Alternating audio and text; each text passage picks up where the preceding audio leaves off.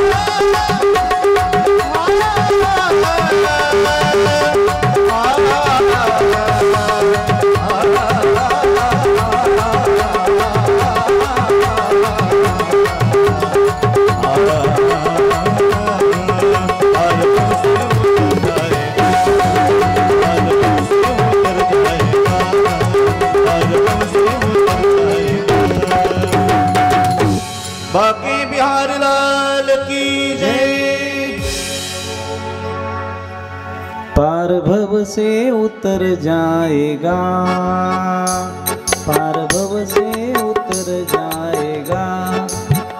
एकदा भगवंताचं नाव घेतलं तर ह्याच भवसागरातून तरुण जाण्याची ताकद आपल्याला प्राप्त होते. भवसागर तरता का रे करी तसा चिंता, पैल उभा धाता कटी कर ठेवून या. आपल्या कमरेवर ठेवून आवाज देतो. एकदा जर यदा कदाचित जर आईला जर बाळाची आठवण आली आणि बाळ जर उन्हामध्ये तडफत असेल ना, तडफत असेल आणि ऐकत नसेल, पुन्हा पुन्हा आवाज देते, आई बाळ्या इकडे ये, बाळ्या इकडे ये, आते आते आते, तेव्हा ती आपला पदर कमरेला कसते आणि कसल्यानंतर काय करते, कमरेवर तू येतो का नाही, येतो का नाही असे मोठमोठे डोळे करते. डोळे करून जशी आई बाळाला आवाज देते ना, पांडुरंग सुद्धा आपल्या भक्तांना आवाज तसाच देतोय.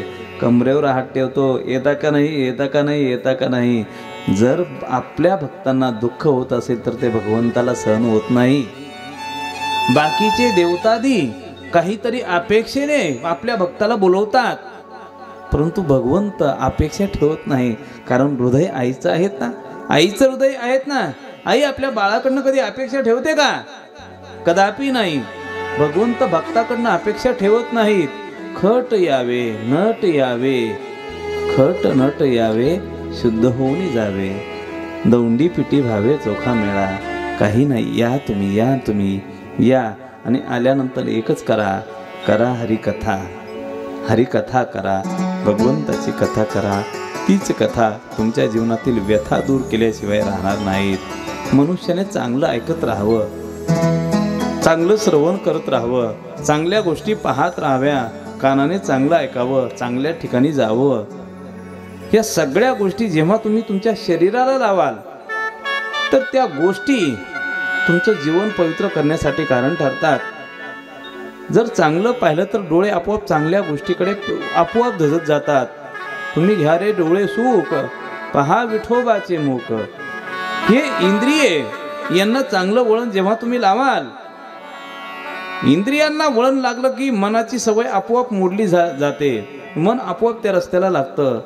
का जे एया मनाचे एक निके, जे देखली या गोडीच्या ठाया सुखे, म्हणूनही अनुभव कौतुकाची सुखे दावीत जाईजे. जर लहान बाळाच्या हातात मोबाईल जर दिलात ना, आपण मोबाईल दिला तर त्याला कोणाचीच आठवण येत नाही. कारण त्याला सवय मोबाईलची लागते, सवय त्याची लागते, त्याच्या मनाला त्याची सवय लागते. आणि त्याच बाळाला जर यदा कदाचित तेच बाळ असं पाळण्यामध्ये 6 महिन्याचं बाळ पडलेलं असू द्या आणि रोज लागणारी टेलिव्हिजनवर टीव्हीवर लागणारी कथा जर तुम्ही त्याच्या पुढे लावून ठेवलीत ना, कथा बंद झाली तर पोरगं रडेल आणि कथा चालू झाली की पोरगं आपोआप शांत राहील. मनाला सवय चांगली लागली का ती चांगली सवय आपोआप आपल्याला चांगल्या मार्गाने प्रवृत्त करत असते. भगवंताची कथा चांगली आहेत, भगवंताची कथा प्रेममय आहेत आणि तेच प्रेम प्रदान करणारी कथा आपण आजपासून आजच्या ह्या भव्य प्रांगणामध्ये श्रवण करणार आहोत. कथा अत्यंत गोड आहेत. प्रभू सांगतात ही कथा प्राप्त करून घेण्यासाठी खूप परमभाग्याने हा क्षण प्राप्त होतो. जीवनातील भाग्य जोपर्यंत उदयाला येत नाही तोपर्यंत ही कथा रसपान करण्याचं परमभाग्य प्राप्त होत नाही. का? त्याचं कारण वर्णन करतात.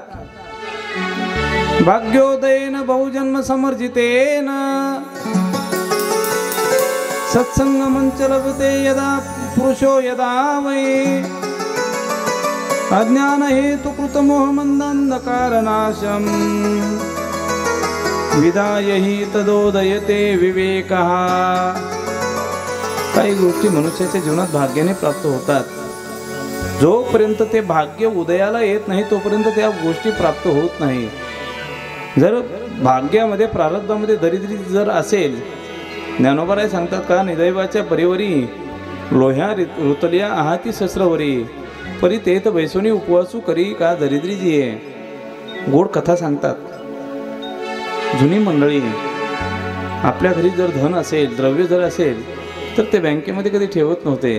काय करायचे, बाकीच्या राजाकडनं परराजाकडनं त्याला धोका होऊ नये म्हणून ते काय करायचे माहीत आहे, मोठा भल्ला मोठा वाडा राहायचा आणि त्या वाड्यामध्ये जाता जाता ते विचार करायचे, जर यदा कदाचित मी गेलो तर माझ्या पोरांना काहीतरी आधार व्हावा म्हणून त्याच जमिनीमध्ये त्याच अंगणामध्ये काय करायचे, भल्ला मोठा खड्डा खणायचे आणि भल्ला मोठा खड्डा खाल्ल्यानंतर त्या खड्ड्यामध्ये ते धन सगळं पुरून टाकायचे, धन पुरून ठेवायचे आणि पुरून ठेवत असताना ते कोणालाच माहीत राहत नव्हतं.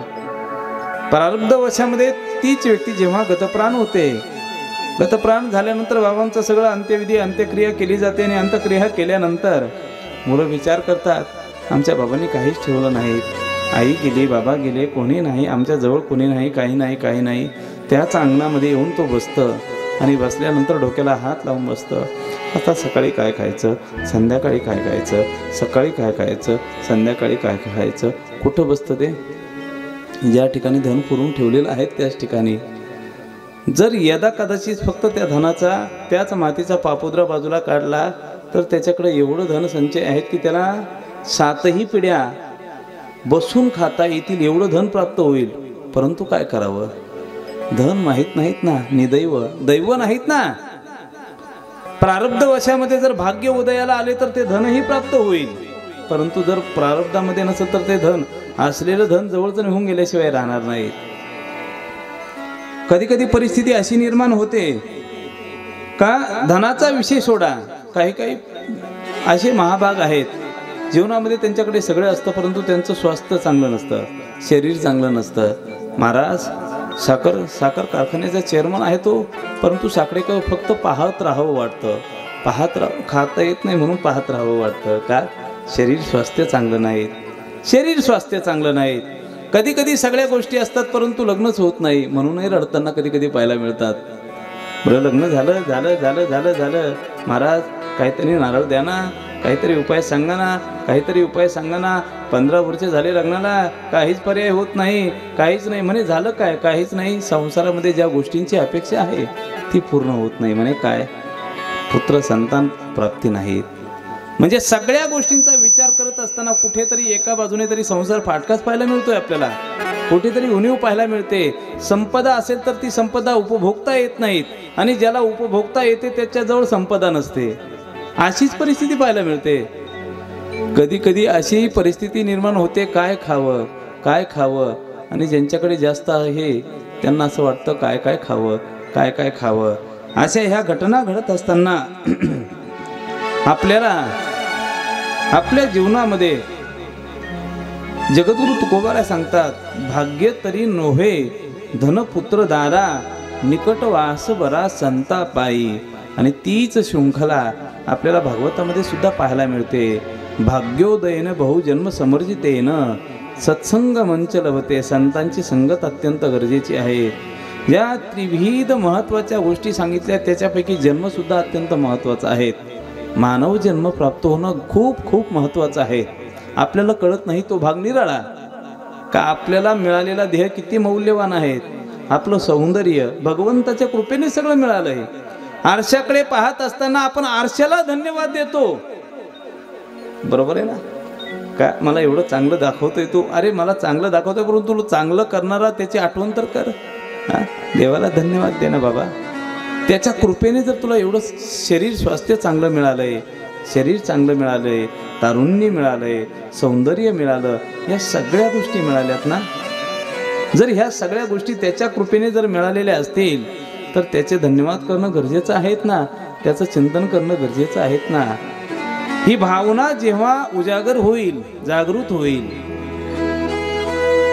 आणि त्याच्या ऋणातून उतराई होण्यासाठी जेव्हा त्याच्या भजनासाठी तुम्ही प्रयत्नशील व्हाल तेव्हाच ती कृतज्ञता व्यक्त केली जाईल. मनुष्य जन्म अनमोल रे, माटी में ना रोल रे, अब तो मिला है फिर न मिलेगा, कभी नहीं कभी नहीं मनुष्य जन्म अनमोल रे, माटी में ना रोल रे, अब तो मिला है फिर न मिलेगा, कभी नहीं कभी नहीं रे.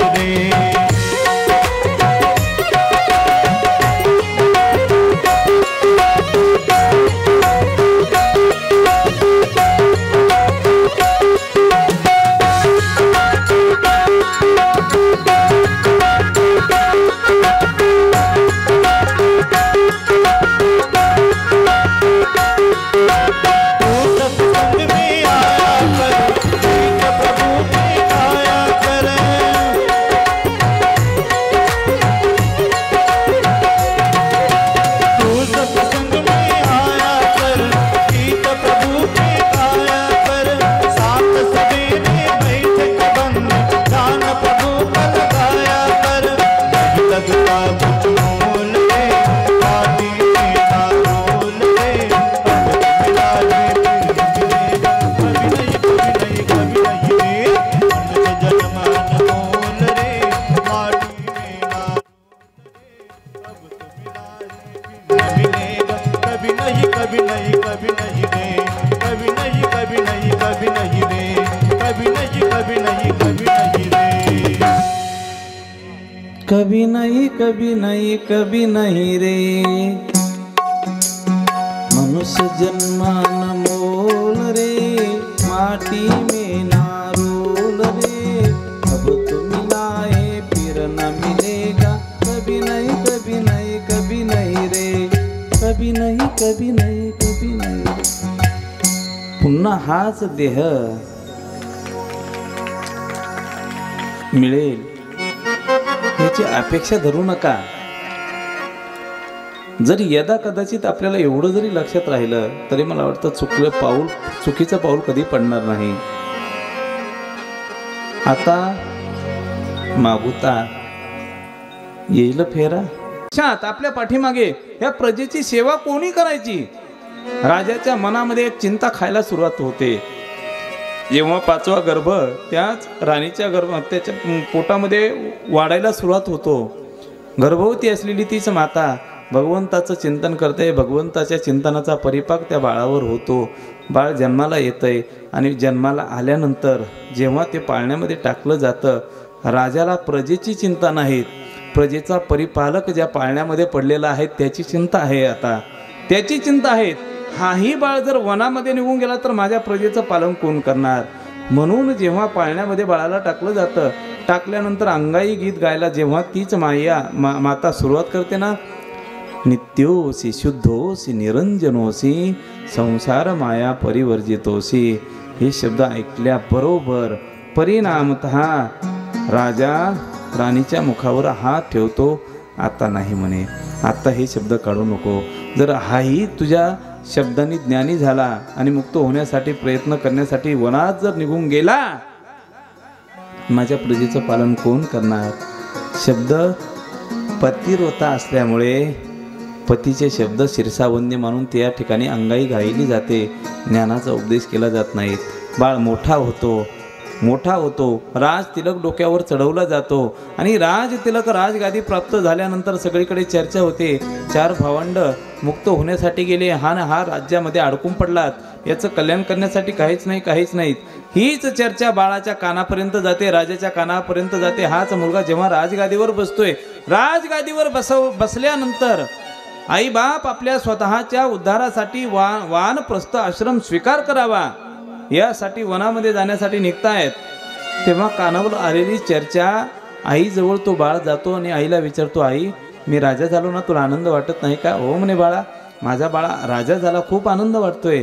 राजा झाला जर तुला एवढा आनंद वाटत असेल तर माझ्या बंधू राजांना जो आनंद दिला तो मला का दिला नाही. आईच्या तर हृदयामध्ये असा दुजा भाव नसतो ना. आई तर सगळ्यांवर सारखं प्रेम करते ना का आई. सांग ना आई, सर्वांना सारखं. ते जर स्वतःच्या उद्धारासाठी निघून गेले, माझं काय. आईचं हृदय थर कापू लागतं. बाळा मी पतिव्रता आहेत, पतीच्या शब्दांमध्ये बांधली आहेत. माझ्या पतींनी तुझ्या बाबांनी जे शब्द काढले त्याच्या पुढे मला जाता येत नाही. काळजी करू नको. ज्या दिवशी तुझी परिस्थिती अशी निर्माण होईल का ही प्रजाही तुझ्या जवळ राहणार नाहीत आणि लोकांतही तुझ्या जवळ राहणार नाहीत, तेव्हा फक्त तुला एकच पर्याय देते मी आणि तोच पर्याय तुझ्या उद्धारासाठी कारण ठरेल. आणि त्यासाठी तीच मैया एक फुरचुंडी बांधते, एक अशी छोटीशी चिठ्ठी बांधते. चिठ्ठीला दोर बांधला जातो आणि तीच चिठ्ठी आपल्याकडे ताईत म्हणतात ना, त्याला ताईतच म्हणतात ना. गळ्यामध्ये बांधलं जातं काय, ताईतच ना. असं गळ्यात ते ताईत बांधलं जातं आणि बांधल्यानंतर आई बाळाला सांगते, काळजी करू नको, एक दिवस तुझा येईन. आई बाबांसोबत वनामध्ये निघून जाते. आता हाच पोरगा प्रजेचं पालन करतोय. दिवसामागे दिवस निघून जातात, काळ निघून जातो. एक दिवस असा येतो त्याच राज्यावर परचक्र पडतंय. शेजारच्या राज्याचं आक्रमण होतंय आणि आक्रमण झाल्यानंतर तोच राजा जेव्हा त्या ठिकाणी परास्त होतो, परास्त झाल्यानंतर विचार करतोय आता आपल्याला राज्य राहिलं नाही, राज्याला त्याच राजाला धक्के मारून राज्याच्या बाहेर काढलं जातं आणि सगळीकडे दौंडी पिटवली जाते। मागच्या राजाला जर तुम्ही काही कोणत्याही प्रकारे सहकार्य जर केलं तर त्याला सुळावर चढवलं जाईल। मुलाप्रमाणे प्रजेचं पालन करणारा राजा, परंतु त्याला सगळे दरवाजे बंद होतात, कारण प्रत्येकाला प्रत्येकाचा जीव प्रिय आहेत, कोणीही मदत करत नाहीत। राजा निर्जन अशा अरण्यामध्ये जातो, 1 दिवस जातो, 2 दिवस जातात, 3 दिवस जातात, लोकांची लागलेली सवय त्याला शांत बसू देत नाहीत, लोक पाहायला मिळत नाहीत। अजून एक थोडंसं अतिरेकाने सांगू, जर यदा कदाचित एखाद्या व्यक्तीला मोबाईलची जास्त सवय लागेल, चटक लागलेली असेल आणि 2-4 दिवस जर मोबाईलला रेंज जर नसली ना, 2-4 दिवस 100% त्याला हृदयविकाराचा झटका आल्याशिवाय राहणार नाही। सवय, लोकांची लागलेली सवय त्याला शांत बसू देईना। एका विहिरीच्या जवळ जातोय, कोरडी ठाक विहीर पडलेली, 50 फूट असलेली ती विहीर, त्या विहिरीमध्ये उडी मारून आपला देह संपवायचा अशी इच्छा भावना त्याच्या मनामध्ये जागृत होते आणि जागृत झाल्यानंतर जशी काही उडी मारावी तोच लक्षात येते की आपल्या आईने आपल्या गळ्यामध्ये काहीतरी टाकलेलं आहे। तेव्हा तीच गळ्यातील ते ताईत खोललं जातं, ती पावती खोलली जाते, ती चिठ्ठी खोलली जाते आणि त्याच चिठ्ठीमध्ये एक सुंदर असा श्लोक ती माता लिहून ठेवते, संग सर्वात्मना त्याज्यम सचेदातुं न शक्यसे सशब्दी प्रकर्तव्यम सत्संगो भववे ध्वजा। बाळा, तुला संघाची सवय लागली, लोकांताची सवय लागली, संघाची सवय लागली, ज्यांच्या संघाची सवय लागली त्यांनी तुझा संघ सोडून दिला। आता तुला संघाची सवय असेल ना, संघामध्येच राहायचं असेल ना, संघामध्येच राहण्याची जर तुझी इच्छा असेल तर इतरत्र बाकीच्यांच्या संघामध्ये राहू नको, सतसंघामध्ये राहा, तुझं आत्मकल्याण झाल्याशिवाय राहणार नाहीत। हेच शब्द त्याच्या कानावर पडतात आणि त्याच सत्संगामध्ये त्याचं पुढचं जीवन व्यतीत होतं आणि शेवटी तो परमकल्याण प्राप्त करून घेतो। म्हणून जीवनामध्ये सतसंगाची गरज आहे। संतन के संग लाग रे तेरी अच्छी बनेगी, संतन के संग लाग रे तेरी अच्छी बनेगी।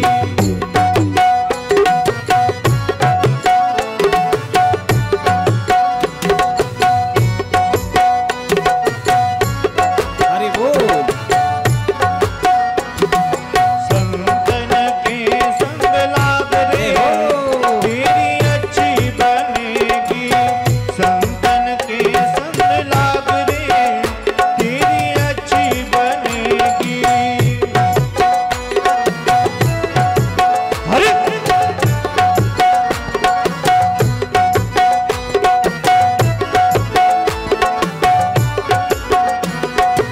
अच्छी बनेगी तेरी किस्मत सजेगी, अच्छी बनेगी तेरी किस्मत बनेगी, हो जाए बेड़ा पार रे तेरी अच्छी बनेगी। संतन के संग लाग रे तेरी अच्छी बनेगी, संतन के संग लाग रे तेरी अच्छी बनेगी।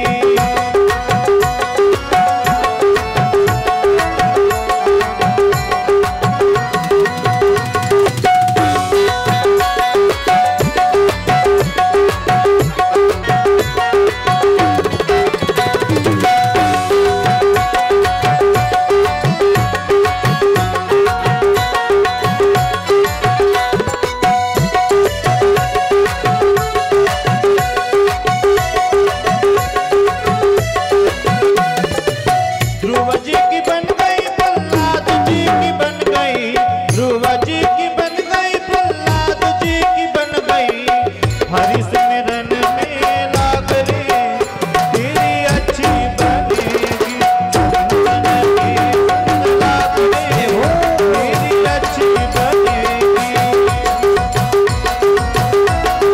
अरे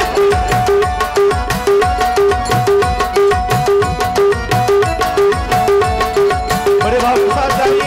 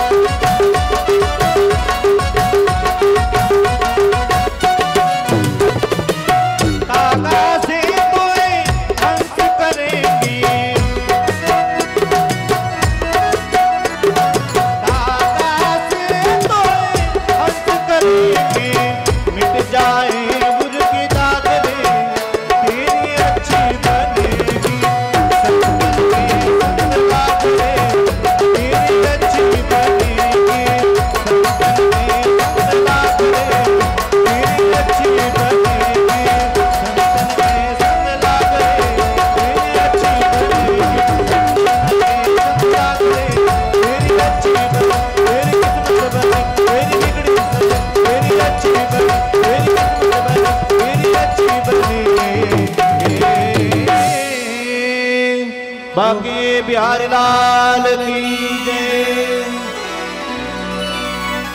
संतन के संग लाग रे तेरी अच्छी बनेगी। संत संग आणि या कथेचा उद्रेक, ह्या कथेचा विस्तार हा सतसंगातूनच झालेला आहे। सतसंगातून कसा शक्य आहे विचार करा। एखादी गोष्ट, एखादी कथा आठवण करण्यासाठी एखादी व्यक्ती जेव्हा आपल्या हातामध्ये लेखणी घेते ना, लेखणी घेत असताना पुन्हा पुन्हा डोकं खाजवते, कसं करावं, काय करावं, कसं करावं, काय करावं, कसं, चार चार वेळेस इकडे तिकडे आठवून ते लिखाण केलं जातं। ही कथा लिखाणाची कथा नाही। तुका म्हणे बोल मज बोलवितो विठ्ठल। ज्याप्रमाणे तुकोबराय आपली अभंग संहिता वर्णन करत असताना मुखातून आलेले शब्द आठवण करून काढलेले शब्द नाही, व्यासांच्या मुखारविंदातून बाहेर पडलेले शब्द हे आत्मानुभूतीचे शब्द बाहेर पडतात। एका संतांची कृपा झाल्यानंतर काय करू शकतो मनुष्य हे आपल्याला पाहायला मिळतंय। मी कायम सांगतो, जर यदा कदाचित आपल्याला दर्शनाचा योग आला तर आपण पैठणला जरूर जा। शांती ब्रह्म एकनाथ महाराजांचं जेव्हा दर्शन घेतलं जाईल ना, ह्याच भागवताचा विस्तार त्यांनी सुद्धा आपल्या प्राकृत भाषेमध्ये केलेला पाहायला मिळतोय। आणि जेव्हा ते रामायण हातामध्ये घेतात, रामायण हातात घेतल्यानंतर अर्ध रामायण पूर्ण होतं आणि षष्टीला जाण्याची वेळ येते ना, तेव्हा अर्ध रामायण राहतं। बाकीचे श्रोते म्हणतात, महाराज असं अर्धवट काम सोडून जायचं नसतं ना, चांगलं नाही ना, चांगलं नाही ना। महाराज म्हणतात, काळजी करू नका, त्याची व्यवस्था मी लावून देतो। काही नाही, फक्त पोळी खाण्याचं काम करणारा गावबा फक्त पोळी खाण्याचं काम करतोय आणि बसलेल्या गावबाला आवाज येतात, गावबा अरे बाबा इकडे म्हणे, काय काही नाही, पुढचं रामायण तुला लिहावं लागेल, पुढचं रामायण तुला लिहावं लागेल। डोक्यावर हात ठेवला जातो, अर्ध रामायण फक्त पोळी खाणारा लिहितो, एकाही शब्दामध्ये फरक पडत नाहीत। संतांची कृपा, आठवून केलेलं वाङ्मय नाही, हे आठवून केलेलं वाङ्मय नाही। जेव्हा महर्षी नारद भगवंताच्या चिंतनासाठी ह्याच भूतलावर येतात आणि भूतलावर आल्यानंतर ह्याच वाङ्मयाचा विचार केला जातो। सांगेन मी तुम्हाला, नैमिषारण्यामध्ये घडलेला हा घडलेला प्रकार वृत्तांत वर्णन केला जातोय। अज्ञानध्वांस विद्वांस कोटी सूर्य समप्रभा। सूतजींचं आगमन झाल्यानंतर नैमिषारण्यामध्ये वाट पाहत असलेले 88,000 ऋषी, त्याच ऋषीच्या अनुषंगाने शौनकादिक आपल्या अंतकरणातील भावना व्यक्त करतात का आमच्या जीवनातील अज्ञानरूपी अंधकार दूर करण्यासाठी तुम्हाला ज्ञानरूपी सूर्यारूपाने तुम्हाला पाठवलेलं आहे। कृपा करा, आमच्यावर कृपा करा, काहीतरी सांगा ना। काही नाही म्हणे। हेच भागवत अमृत तुमच्या जीवनाला तृप्त करण्यासाठी कारण ठरेल। ह्याच भागवत अमृताच्या अनुषंगाने तुमच्या जीवनात ज्ञानाची वृद्धी होईल याचा विचार सांगितला जातो। तेव्हा त्याच भागवत अमृताची महती वर्णन करण्यासाठी सूतजी पुढे येतात आणि सूतजी आपल्या अंतकरणातील भावना व्यक्त करण्यासाठी तयार होतात। सांगतात, महर्षी नारद जेव्हा भक्तिमती महाराणीचा आनंद तोच स्वानंद घेण्यासाठी भूतलावर येतात, भूतलावर आल्यानंतर इकडे तिकडे पाहू लागतात। इकडे तिकडे भक्ती आपल्याला प्राप्त होईल, भगवंताचं भजन करता येईल याच्यासाठी लागलेला तोच व्यासंग, तीच आवड पाहू लागते, शोधण्याचा प्रयत्न करतायत। इकडे पाहतात तिकडे पाहतात, परंतु मनाची भूक भागवली जात नाही। कारण दंबे करू भक्ती सोंग दाऊ जना, अंतरी भावना वेगळी या। भगवंताची भक्ती, भगवंताचं भजन हे प्रेमाने जर केलं तर ते भजन भगवंताला गोड लागतं। यदा कदाचित फक्त जगताला दाखवण्यासाठी जेव्हा तुम्ही ते भजन करतात ना, ते स्वतःलाही गोड लागत नाही आणि ऐकणाऱ्यांना सुद्धा गोड लागत नाही। जर ह्या दोघांना गोड लागत नसेल तर भगवंताला कधी गोड लागणार नाही, शक्य नाही। जेव्हा नारदजी येतात, पाहतायत, ब्रह्मचारी धर्म भुकावी अक्षरे, आश्रमी विचारे षटकर्मी। ब्रह्मचारी आश्रमाजवळ येतात, पाहतात तर त्याही ठिकाणी विद्याभ्यास ग्रहण करण्याऐवजी बाकीच्याच गोष्टी पाहायला मिळतात। गृहस्थाश्रमामध्ये येतात, वानप्रस्थी आश्रमी विचारे षटकर्मी, षटकर्माचं पालन ज्या गृहस्थाश्रमामध्ये संसारामध्ये केलं जावं ते केलेलं पाहायला मिळत नाहीत. उलट त्या संसारातील अवस्था अत्यंत दयनीय पाहायला मिळते. एवढी दयनीय की यदा कदाचित एखादा संत महात्मा समोर आला तर त्याचं वर्णन नाही, त्याची सेवा नाही, परंतु यदा कदाचित आपल्या घरातील देवी तिची लुगडे धुण्यासाठी मनुष्य प्रवृत्त होतो. साधूंची सेवा नको वाटते, नको वाटते.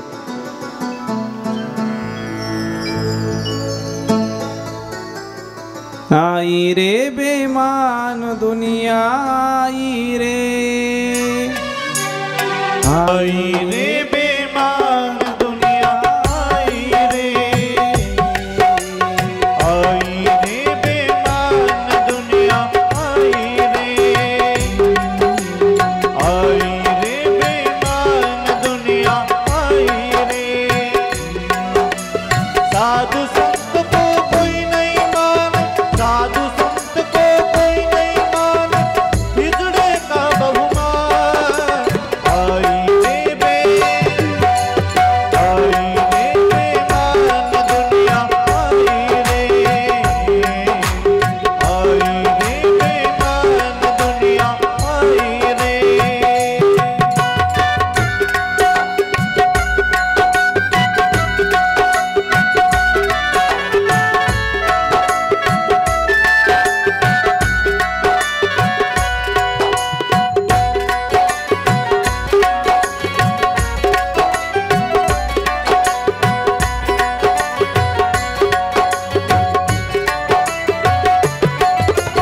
माँ बाप को कोई नहीं माने, माँ बाप को कोई नहीं माने, औरत का बहुमान। आई रे बेमान दुनिया आई रे, आई रे बेमान दुनिया आई रे। अरे ज्या संसाराचा विचार केला जातो, धन्य गृहस्थाश्रम हा, या संसाराचा विचार करत असताना तो संसार तिन्ही आश्रमांना आधार देतो. ब्रह्मचर्य आश्रमाला सुद्धा गृहस्थाश्रमाचा आधार असेल तर ब्रह्मचर्य आश्रम चांगला जातो. वानप्रस्थ आश्रम जर असेल ना, त्यालाही संसाराचा आधार असेल तर तोही चांगला जातो. आणि संन्यास आश्रमाचा तर विचारच नाहीत. संसारिकाने मदत जर केली तर हे तीनही आश्रम व्यवस्थित पार पडले जातात. आणि तोच संसारिक जर मला वाटतं कृपण रीतीने जर वागत असेल तर बाकीचे आश्रम ढासळल्याशिवाय राहत नाही. जोडून या धन उत्तम व्यवहारे, उदास विचारे वेच करी. तुकोबाराय सांगतात, संसारिकाने जेवढा दानधर्म केला तेवढा त्याचा संसार प्रफुल्लित होत असतो. आमचे गुरु सांगायचे, आमचे गुरुदेव सांगायचे, संसारातील आलेलं धन व्यय कर चला, चांगल्या कामासाठी लावत चला. जर चांगल्या कामासाठी लावलं तर त्याचा परिणाम आपल्या पाठीमागची येणारी संतान प्रजा ही सत्कर्म चांगल्या प्रकारे सद्गुणी आणि संस्कारी निघाल्याशिवाय राहत नाहीत. आणि तोच पैसा जर तुम्ही जास्त साठवून ठेवण्याचा प्रयत्न केला तर साठवलेल्या पाण्याला ज्याप्रमाणे शेवाळं लागतं ना, ते पाणी पिण्याच्या योग्य नसतं. तसं साठवलेला पैसा अनेक दुःख, अनेक आघात जवळ घेऊन येतोय. रोगाच्या रूपाने येईल, कोर्टाच्या रूपाने येईल, इन्कम टॅक्सच्या रूपाने येईल, अजून सांगू बिघडलेल्या मुलांच्या व्यसनाच्या रूपाने देखील येईल. तोच पैसा अनर्थाला कारण ठरतो. तोच पैसा, तोच अर्थ अनर्थाला कारण ठरतो. जर त्या अर्थाचा उपयोग बाकीच्या आश्रमांसाठी लावला तर तोच तुमचं कल्याण करण्यासाठी कारण ठरतो. अजून एक शब्द सांगेन मी तुम्हाला, झऱ्याला लागलेलं पाणी उपसत राहिलं तर तो झरा निर्मळ पाणी देत असतो, गोड पाणी देत असतो. आणि तोच झरा जर उपसलेला नसला तर त्याच ठिकाणी शेवाळ जमा होत असतं. संसारात येणारा पैसा हा झऱ्याप्रमाणे आहेत. तुम्ही जेवढा व्यय कराल तेवढा तो तुमच्या जवळ आपोआप येत असतो. म्हणून जीवनामध्ये संसार अत्यंत महत्त्वाचा आहे, गृहस्थाश्रम अत्यंत महत्त्वाचा आहेत. आणि त्याच गृहस्थाश्रमामध्ये परिपालन केलं जात नाही, षडकर्मांचा विचार केला जात नाही. हताश झालेले नारदजी पुढे पुढे सरसावतात. वानप्रस्थ आश्रम पाहता तर तो लुप्त झालेला आहे. आणि शेवटी संन्यास आश्रमाजवळ येतात. संन्यास तो त्याग संकल्पाचा, आणि मी माझी ऐशी आठवण, विसरले जयाचे अंतकरण, पार्था तोची संन्यासी जाण निरंतर.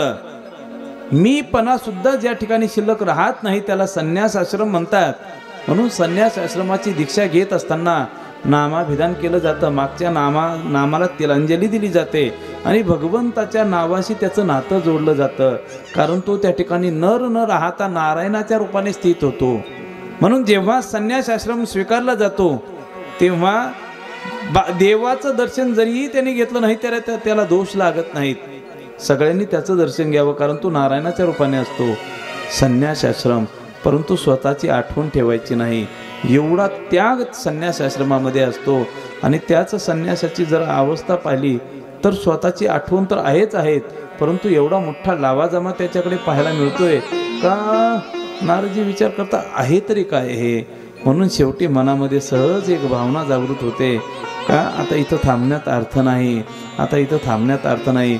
आता आपण भगवंताने ज्या ठिकाणी लीला केल्या, भगवंतानी ज्या ठिकाणी अवतार घेतला त्याच अवतार भूमीमध्ये तीच लीला, तोच आनंद घेण्यासाठी आपल्याला जायला पाहिजे बरं का.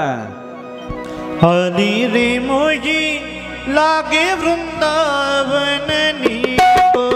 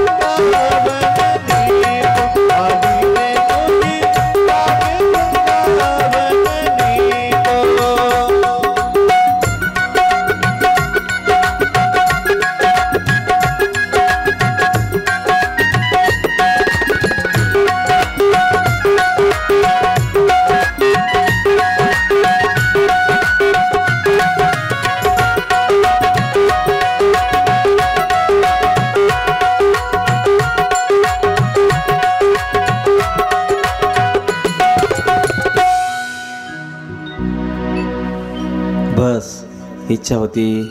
नारदजी वृंदावनामध्ये येतात, यमुना मैयाच्या तीरावर येतात.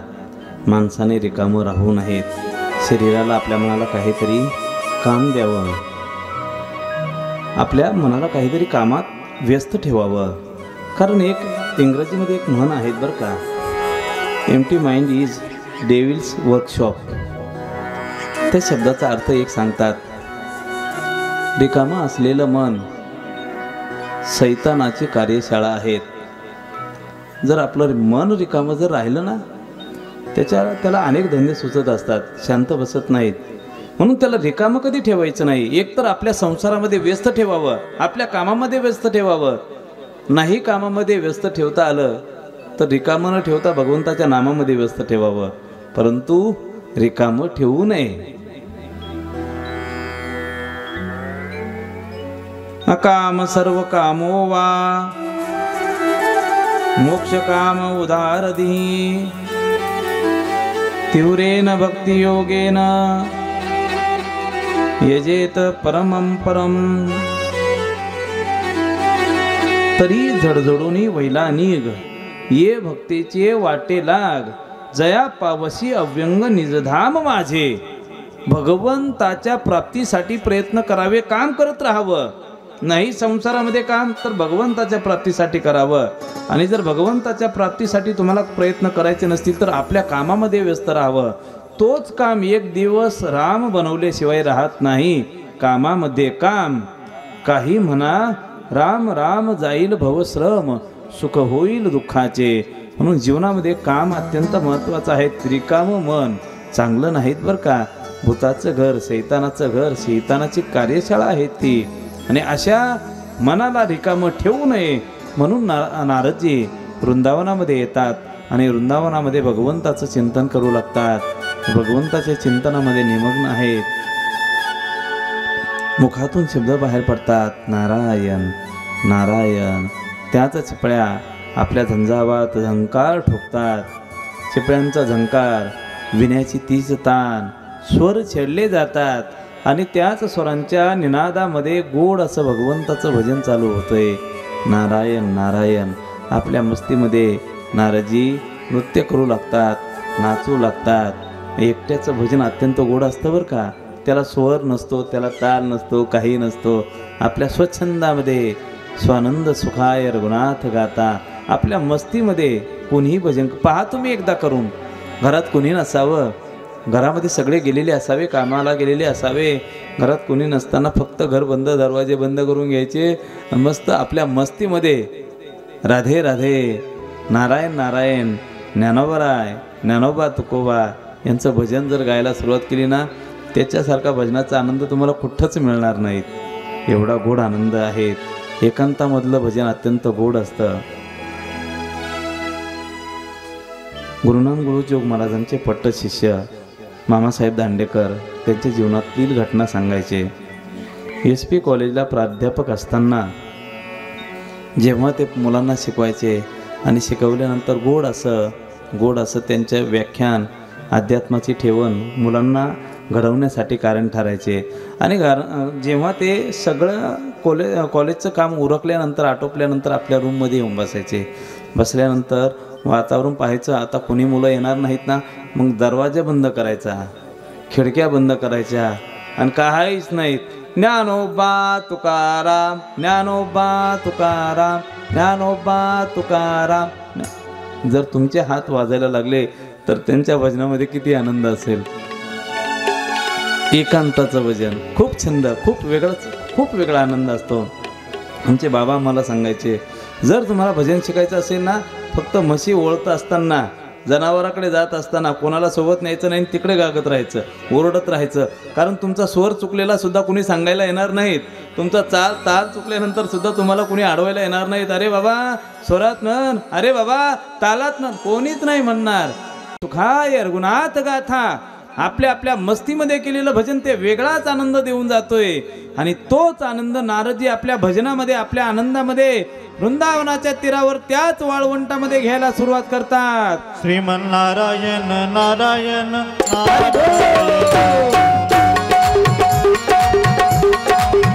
श्रीमन्नारायण नारायण नारायण, श्रीमन्नारायण नारायण नारायण.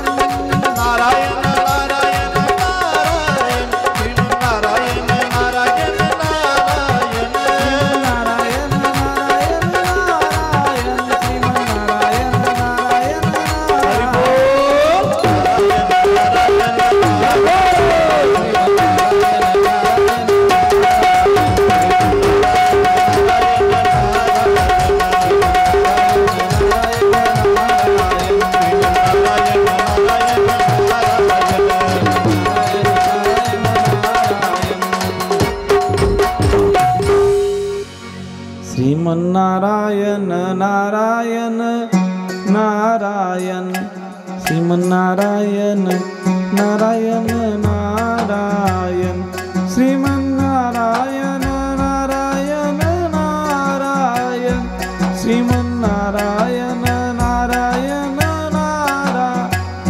बस एवढं गोड भजन रंगलेलं आहे. भजनामध्ये विसर पडला स्वतःचा.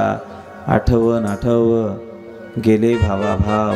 बस बाकीचा काही आठव नाही, काही नाही आठव, काही आठव नाही. साधारण एखादी आवडीची गोष्ट आपण जर टी व्हीवर पाहायला लागलो ना, जी भूक लागत नाही, तहान लागत नाही, काहीच नाही लागत, विसर पडून जातो शरीराचा. भगवंताच्या भजनाची सवय लागलेली नारदजींना कशाची आठवण नाही. 1 तास झाला, 2 तास झाला, 3 तास झाला, आठवण नाही, आठवण नाही. आणि आठवण नाही तेव्हा असं भर रंगामध्ये कीर्तन यावं, भर रंगामध्ये कथा यावी आणि भर रंग असा भरलेला असावा आणि एकदम लाईट जावी. कसं वाटतं? असं असं असं वाटतं. हात असे बोटं मोडतात, असं करतात, तसं करतात. हिला काय आत्ताच जायचं होतं का? आत्ताच जायचं होतं का? वाटतं की नाही? राग येतो की नाही? का भजनी विक्षेप तेच पैम. राग येतो माणसाला. नारदजी भगवंताचं भजन करतात, भजनामध्ये एवढे तल्लीन होऊन गेलेत, आठव नाही, काही नाही, काही नाही. आणि एकदम अशी किंकाळी फोडल्यासारखा आवाज येतो, रडल्यासारखा आवाज येतो. एक सांगू, ज्याचं हृदय कोमल आहेत ना, कोणाला दुःख झालेलं सहन होत नाही बरं का. आपलं पोरगं असू द्या किंवा दुसऱ्याचं असू द्या, परंतु जर शेजारच्याही घरामध्ये जर एखाद्या मातेने आवाज ऐकला, रडताना पोरगं दिसलं, कुणी रडताना दिसलं, अगं अगं अगं सुनबाई झालं काय? काय कशासाठी आवाज येतोय हा? रडण्या काय? 4 वेळेस विचारलं जातं, बाळा का रडतो? त्याला भूक लागली का? 4 का? हृदय कोमल आहेत ना, दुसऱ्याला झालेलं दुःख सहन होत नाहीत. संत हृदय नवनीत समाना. संताचं हृदय अत्यंत कोमल असतं. नारदजी भजन करत असताना कोणीतरी रडण्याचा आवाज येतो आणि रडण्याचा आवाज जसा येतो तसे नारदजींचं भजन त्याच ठिकाणी थांबतं. भजनाचे स्वर थांबतात. थांबल्यानंतर इकडे तिकडे पाहू लागतात. तर पाहत असताना त्याच वाळवंटामध्ये यमुनामयेच्या तीरावर काही स्त्रिया आजूबाजूला बसलेल्या आहेत. एक स्त्री रडते, डोळ्यातून अश्रूंच्या धारा वाहत आहेत.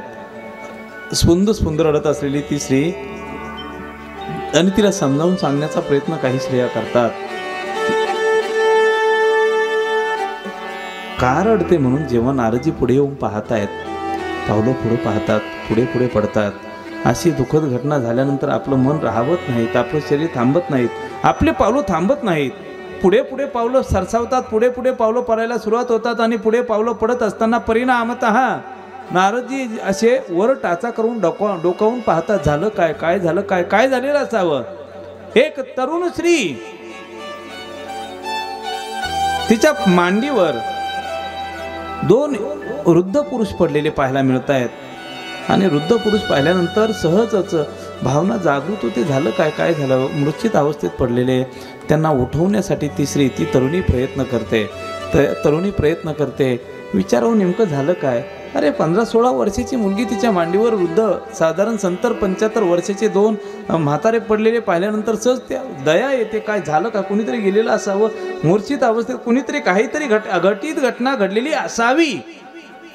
परंतु विचारावं कसं काय? कारण आजूबाजूला असणाऱ्या सर्व स्त्रिया आहेत, रडणारी स्त्री आहेत. आणि परिचय नसताना एखाद्या स्त्रीशी, एखाद्या आपल्याशी आपण बोलावं कोणत्या भावनेने?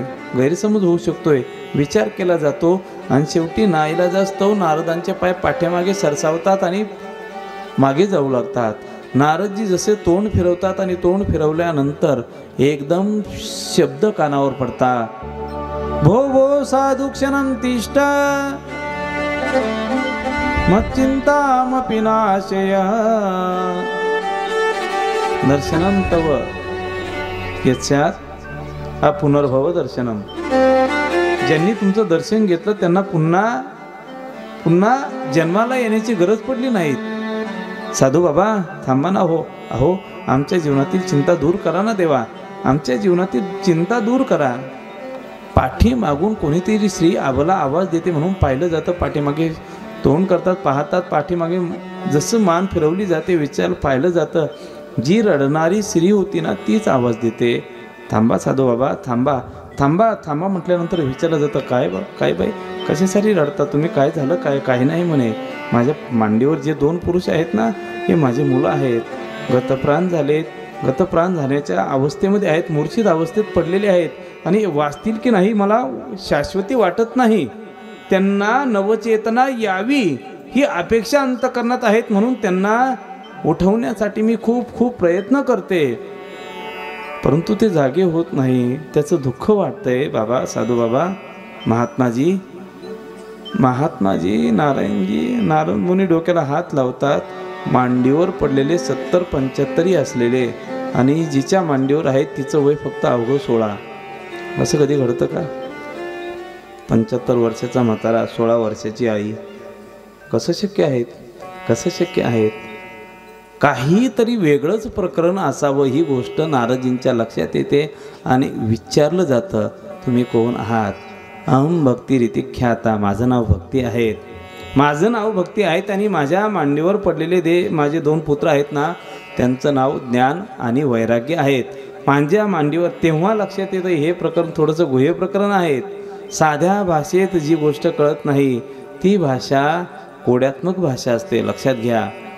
भक्तिमती महाराणी विचार करते आणि सांगते, माझा जन्म द्रविडेत उत्पन्नायाम, द्रविड देशात माझा जन्म झाला.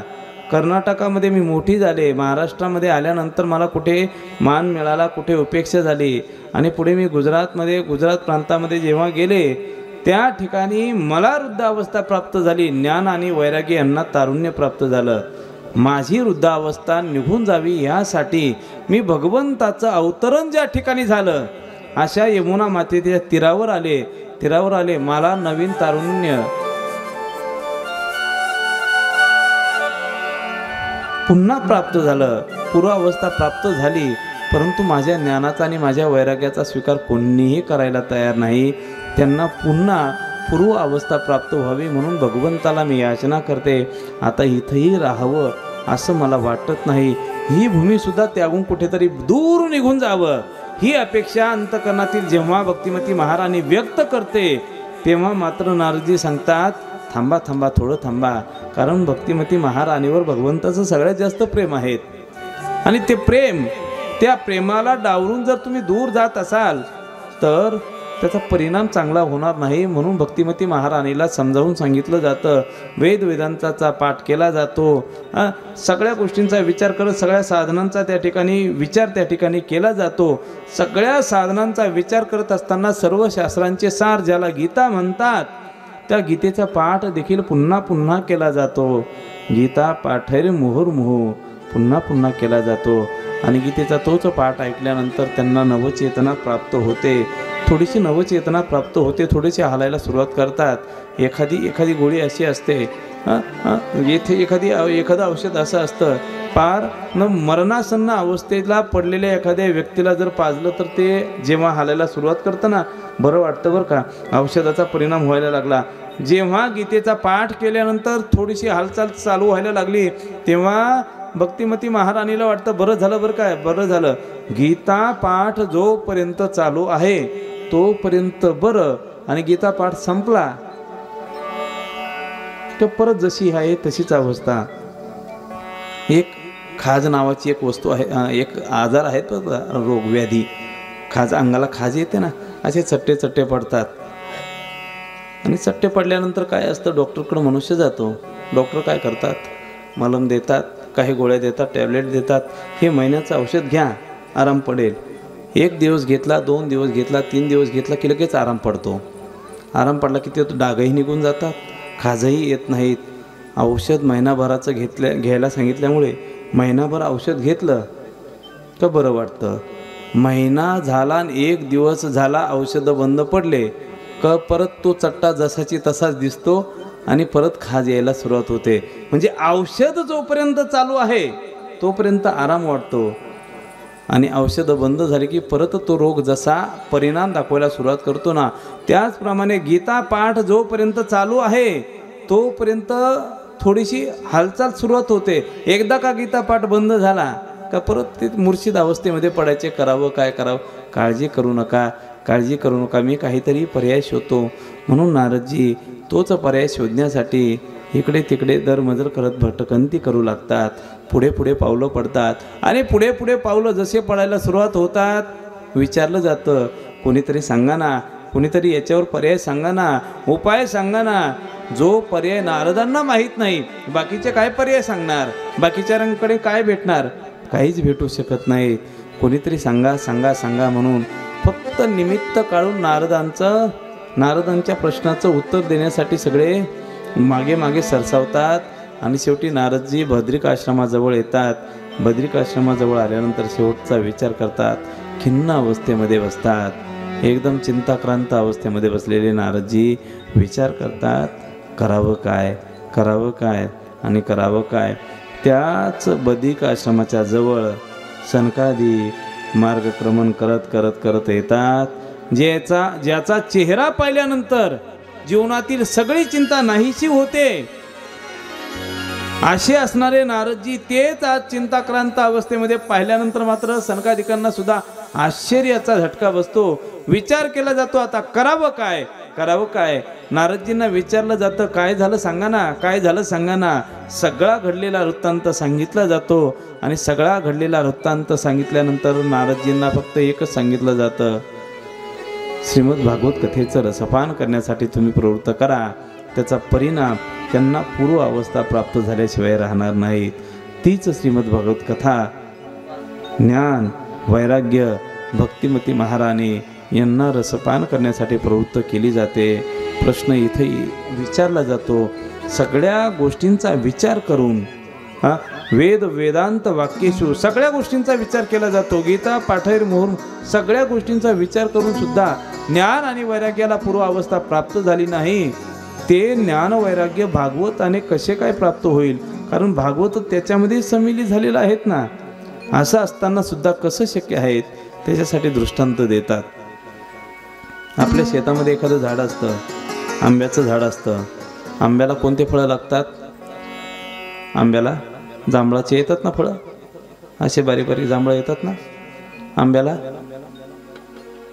काय लागतं, आंब्याला आंबेच लागतात ना. मग असं काहीतरी हो किंवा नाही म्हणत जा.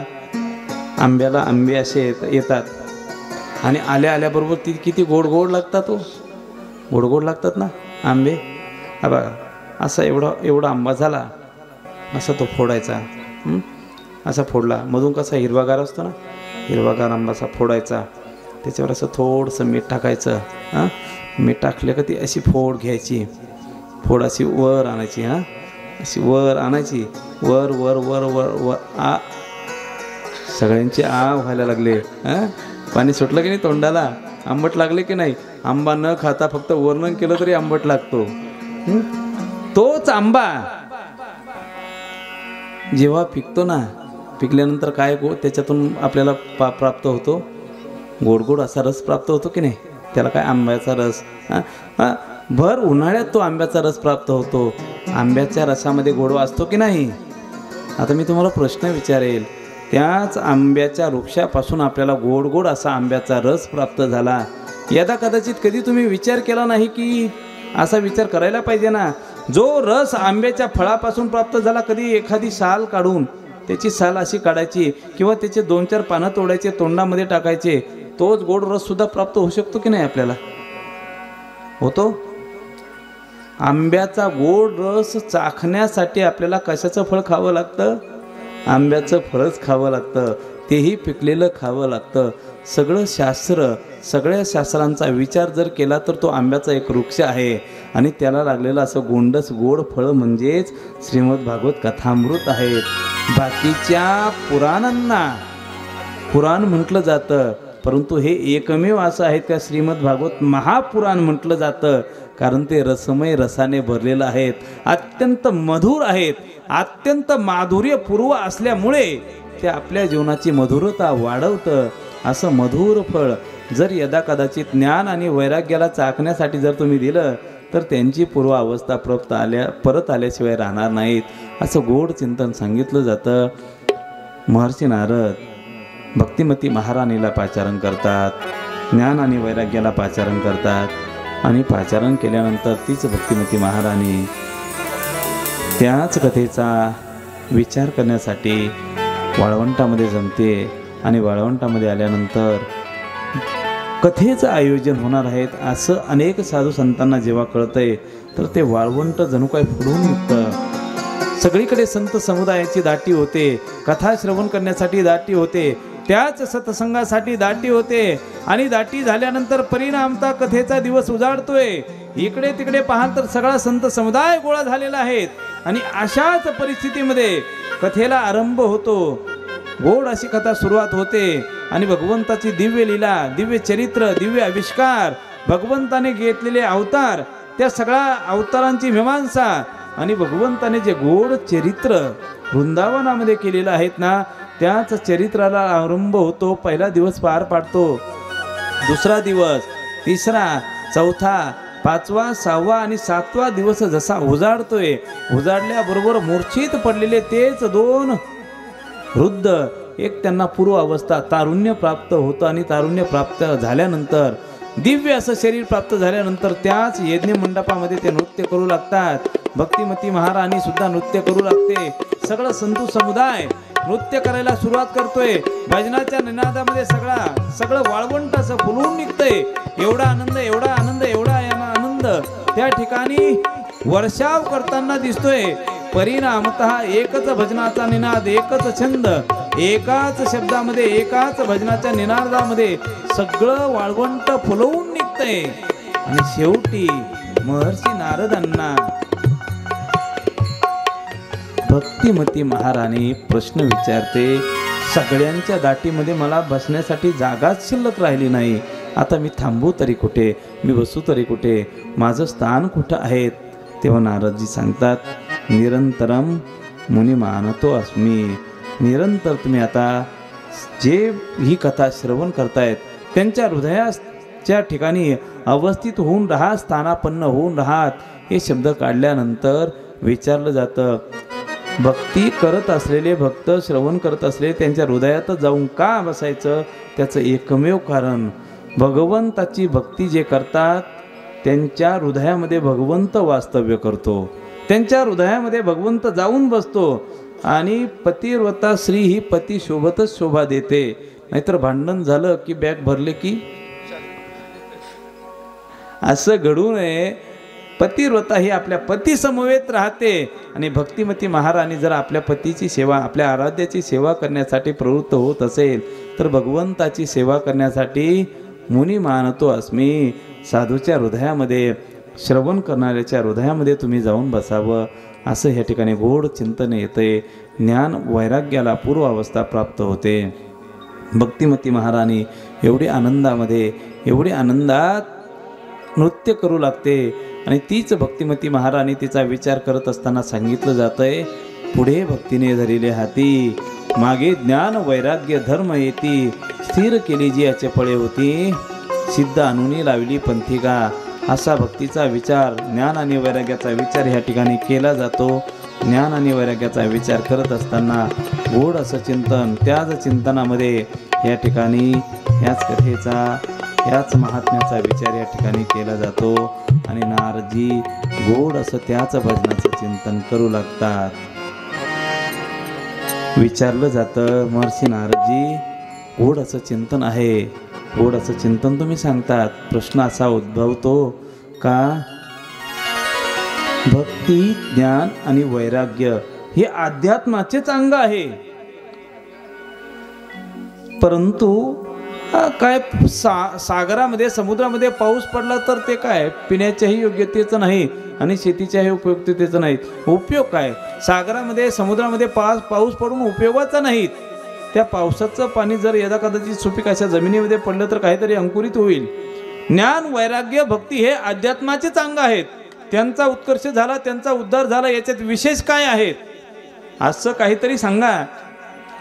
गजनी एखाद्याने पाप केलं, त्याचा उद्धार झाला, तर त्यासाठी सूतजी सांगतात, एखाद्या व्यक्तीने भरपूर पाप केलेलं असावं, पाप नाही आयुष्यभर पाप केलं आणि पाप केल्यानंतर मेल्यानंतर जर यदा कदाचित त्याच्या अनुषंगाने एखादी कथा त्याच्या अनुषंगाने जरी केली तरीही त्याचाही उद्धार करण्याचं साधन म्हणजे श्रीमद भागवत कथामृत आहेत, श्रीमद भागवत महापुराण आहेत. कशावरून सांगायला सुरुवात करतात, गोड अशी कथा सांगायला सुरुवात करतात. सांगायला सुरुवात करत असताना सांगतात, अगोदर भजन घ्या, थोडासा वेळ द्या, नंतर कथा सांगा. आत्ता वेळ आपल्याकडे शिल्लक नाही, उद्या कथा आपण पाहूया. आजची कथा ह्याच ठिकाणी पूर्णविराम घेते. भजन करायला सुरुवात केलं जातंय. श्री ज्ञानदेव श्री तुकाराम, श्री ज्ञानदेव श्री तुकाराम.